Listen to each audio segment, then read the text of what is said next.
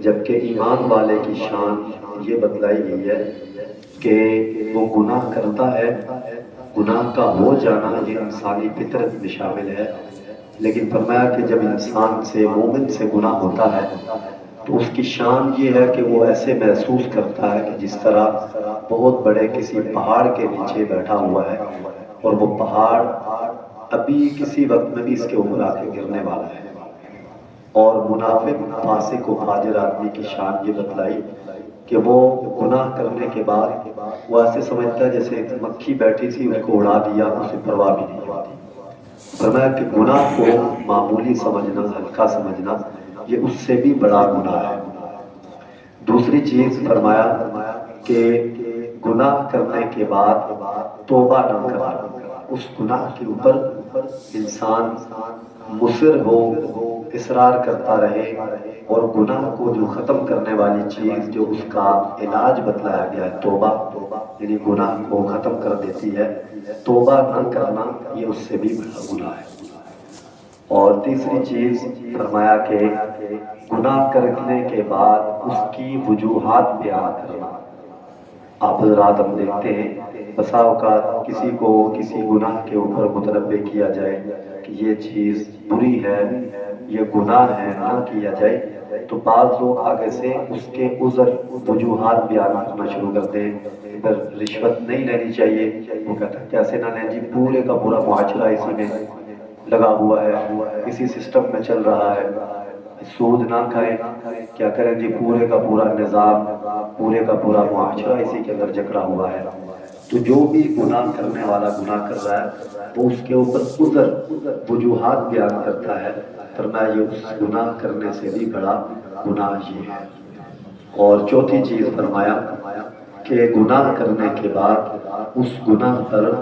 خوشی اور مسرت کا اظہار کرنا یہ اس سے بھی بڑا گناہ ہے۔ اب یہاں ایک بات تو یہ ذہن میں رکھنی چاہیے کہ گناہ جو ہے وہ گناہ کرنا اتنی بری بات نہیں ہے، چونکہ حدیث میں یہاں تک آتا ہے کہ اللہ تعالیٰ کو گناہ گار کے گناہ پر نادم ہونا، گناہ کرنے کے بعد اس پر نادم اور پریشان ہونا، توبہ کرنا، اللہ کے دربار میں آ کے گڑ گڑانا، معافی مانگنا، یہ عمل اللہ کو اتنا پسندیدہ ہے کہ اگر انسان گناہ کرنا چھوڑ دے، فرمایا اللہ کوئی نئی مخلوق پیدا کرے جو گناہ کرے اور اللہ کے سامنے آ کے گڑ گڑائے، توبہ کرے، معافی مانگے، یعنی اللہ کو یہ عمل اتنا پسند ہے۔ اور حدیث میں آتا ہے کہ دو قطرے ایسے ہیں کہ جن پر اللہ جل شانہ جہنم کی آگ حرام کر دیتا ہے۔ ایک فرمایا کہ اللہ کی راہ میں، اللہ کے کلمے کی بلندی کی خاطر، اللہ کے دین کی سربلندی کی خاطر میدان کارزار میں کفار کے مقابلے میں جو آدمی نکلتا ہے، اپنی جان کا نذرانہ پیش کرتا ہے، اس کے خون کا قطرہ فرمایا زمین پہ نہیں گرتا کہ اس سے پہلے اس کے تمام گناہ معاف کر دیے جاتے ہیں۔ اور دوسرا فرمایا کہ گناہ کار آدمی، اس کا کوئی بھی جو گناہ ہے وہ اللہ کی دربار میں، اللہ کی بارگاہ میں آ کے اللہ کے سامنے نادم اور پریشان ہوتا ہے۔ فرمایا مکھی کے سر کے برابر بھی اس کے آنکھوں سے نکلنے والا آنسو، اس کی اتنی طاقت ہے، اس کی اتنی پاور ہے کہ فرمایا کہ وہ زمین پہ نہیں گرتا، اس کے آنکھوں سے نکلتا نہیں کہ اللہ تعالیٰ اس کے گناہوں کو معاف فرما دیتے ہیں۔ اور یہی آنسو کے قطرے، اس کے اندر اتنی قوت اللہ نے رکھی ہے کہ فرمایا کہ چھوٹا سا یہ قطرہ جہنم کی بہت بڑی آگ کو بجھانے کے لیے کافی ہو جاتا ہے۔ تو اس لیے گناہ کرنے کے بعد یہ اللہ تعالیٰ کے دربار میں آنا، اس پر نادم ہونا، پریشان ہونا، اذا سرت کا حسنتو کا وساعت کا سیئتو، تمہیں تمہاری نیکی، نماز پڑھنا، روزہ رکھنا، کسی کے ساتھ احسان کرنا، بہلائی کرنا، جب تمہیں یہ خوش کرے اور کہیں گناہ ہو جائے، گناہ کا ظہور ہو جائے، گناہ سرزد ہو جائے، تو اس پر تمہیں پریشانی ہونا اور اس پر دل کا دل ملانا اور دل کا پریشان ہو جانا، اڑنا،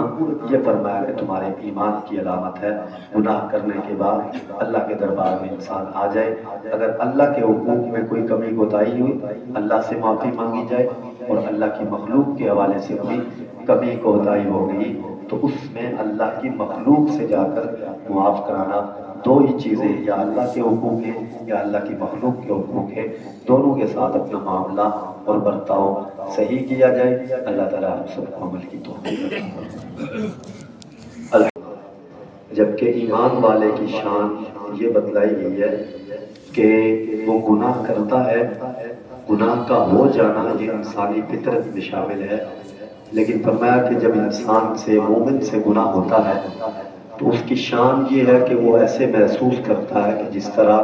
بہت بڑے کسی پہاڑ کے نیچے بیٹھا ہوا ہے اور وہ پہاڑ ابھی کسی وقت میں بھی اس کے اوپر آ کے گرنے والا ہے۔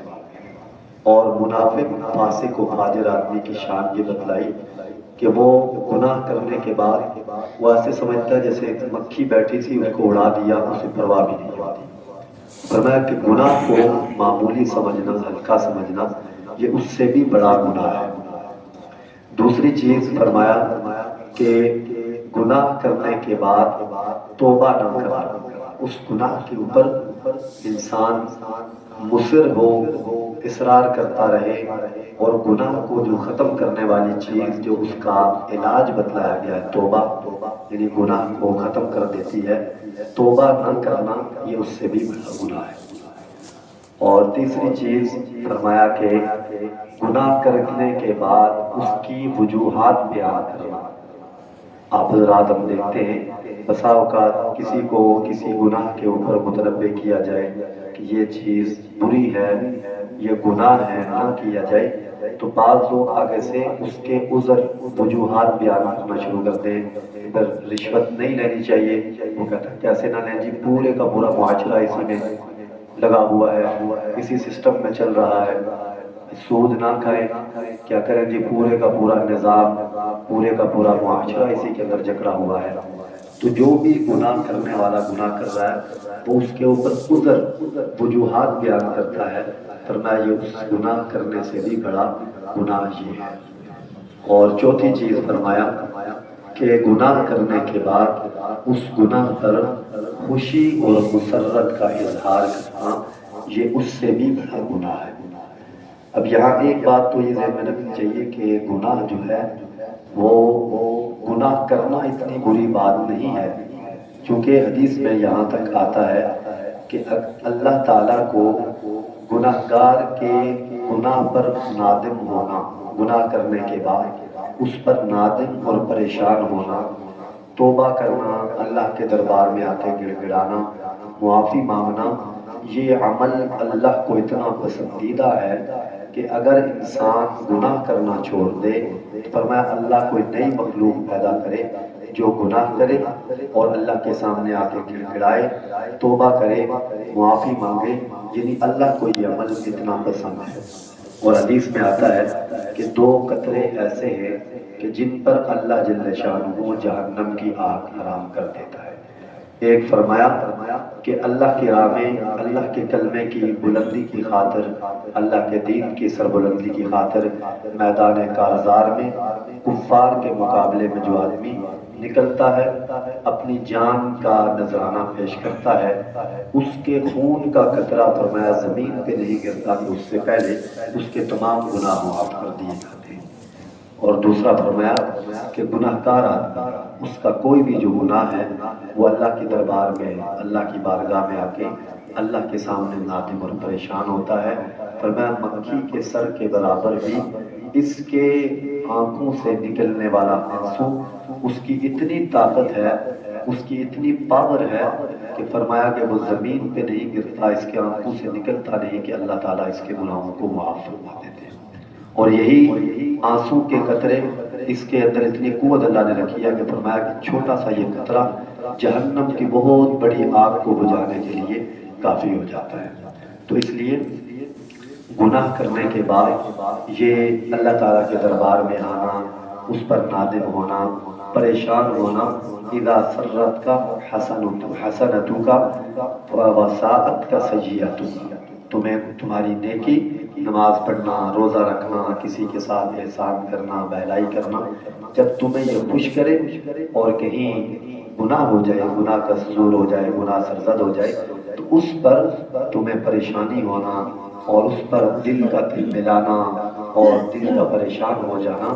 اڑنا، یہ فرمایا کہ تمہارے ایمان کی علامت ہے۔ گناہ کرنے کے بعد اللہ کے دربار میں انسان آ جائے، اگر اللہ کے حقوق میں کوئی کمی کوتاہی ہوئی اللہ سے معافی مانگی جائے، اور اللہ کی مخلوق کے حوالے سے کوئی کمی کوتاہی ہو گئی تو اس میں اللہ کی مخلوق سے جا کر معاف کرانا۔ دو ہی چیزیں، یا اللہ کے حقوق ہیں یا اللہ کی مخلوق کے حقوق ہیں، دونوں کے ساتھ اپنا معاملہ اور برتاؤ صحیح کیا جائے۔ اللہ تعالیٰ ہم سب کو عمل کی توفیق عطا فرمائے۔